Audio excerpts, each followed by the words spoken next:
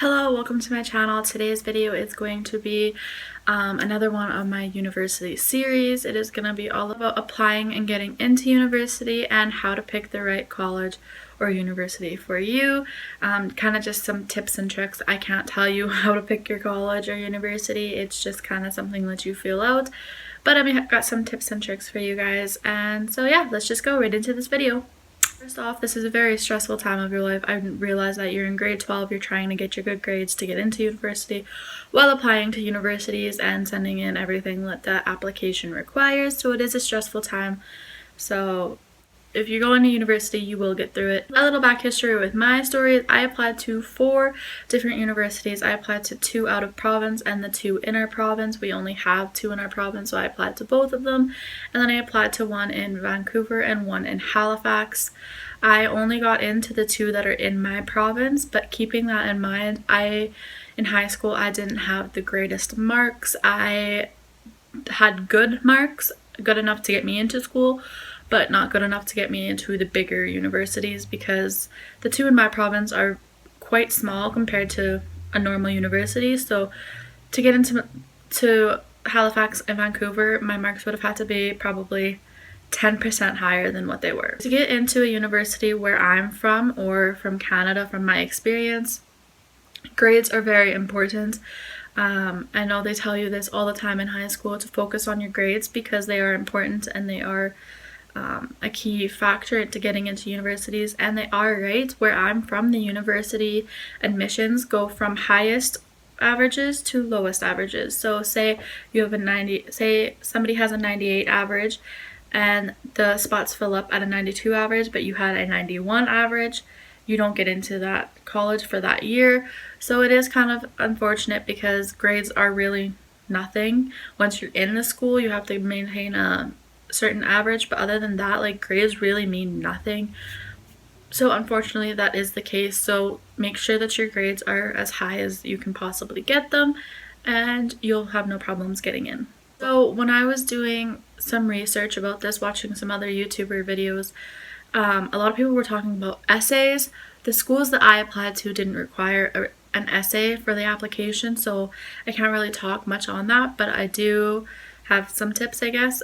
Get it done early and make it so that you stand out. Other than that, I really can't say much to that because I didn't have to write one. I heard that some universities offer an interview process.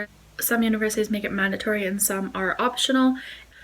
If you do have that option, whether it's mandatory or an option, I would recommend going. I mean, it's harder to say no to a face than to a name on a piece of paper, if that makes sense. So I personally never had the option to go. I probably wouldn't have gone if I did have the option to go.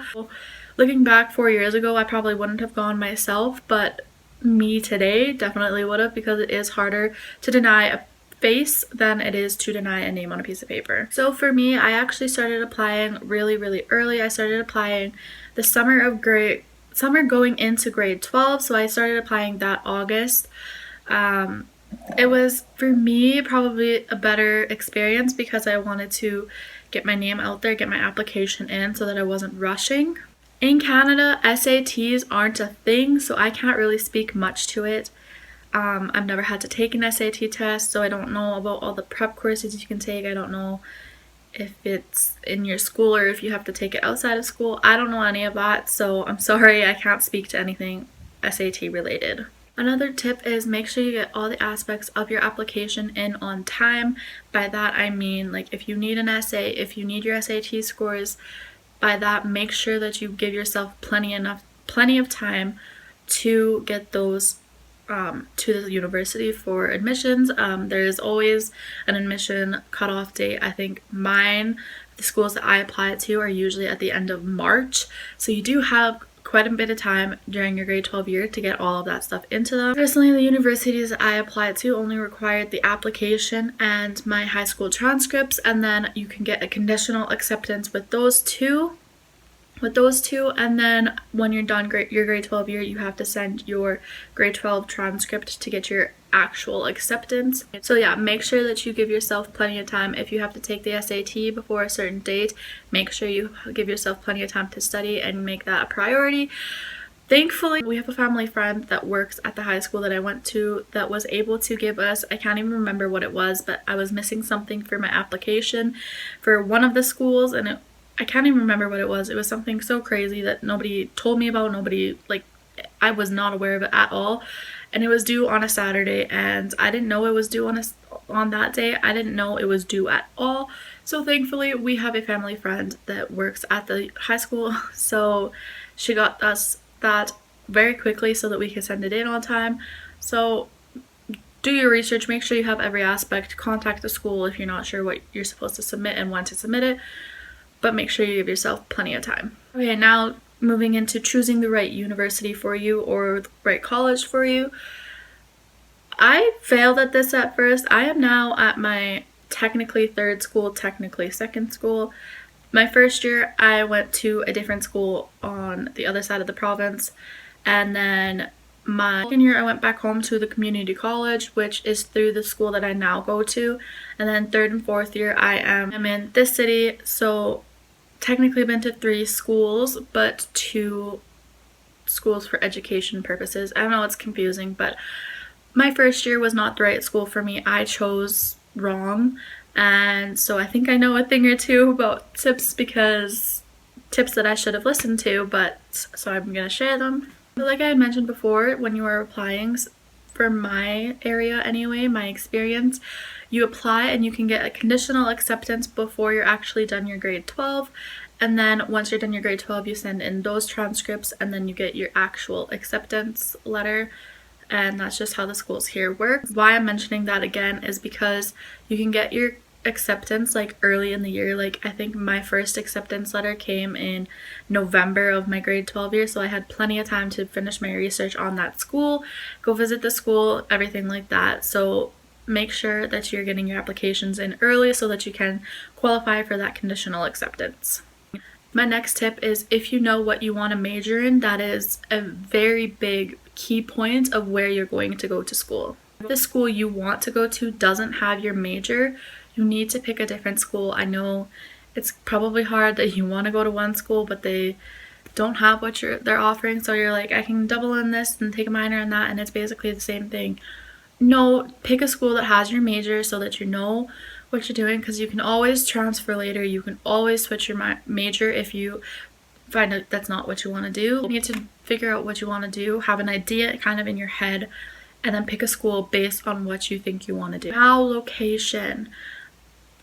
This is a really big factor, because for me, I would say 95% of the kids that come from my town stay within province for university if they go at all. You really have to think about if you want to be far away from home or if you want to be close to home. If you want to move to a different country or if you want to stay right in your province. If you want to be a drivable distance away from home or if it's going to be a flight home. These are some things. Just think about how far away you want to be from home and location wise in general. So that's just one other tip, is think about the location of the schools that you want to look into.